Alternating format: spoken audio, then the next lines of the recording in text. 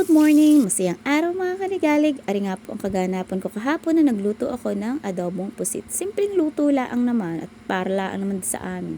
So pinrepare ko na ang ingredients, bawang, sibuyas at yung green chili.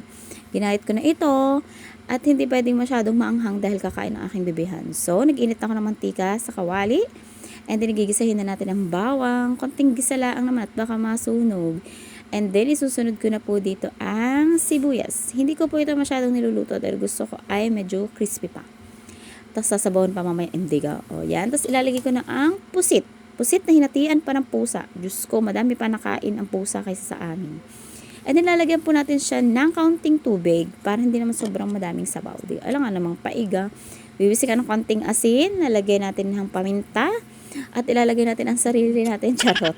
Toyo and suka. Kunti lang, tatakpan natin hanggang sa siya ay kumulo. Ayan, dihali natin. At syempre, atin naman aring titimusan. Tapos, ilalagay na natin ang sili para hindi siya masyadong maanghang. Ayan, kumukulo-kulo na. Syempre, nasa inyo na kung anong lasa ang gusto ninyo. O, ayan, nilagyan ko ng konting oyster para naman dagdag lasa din. And then, saram!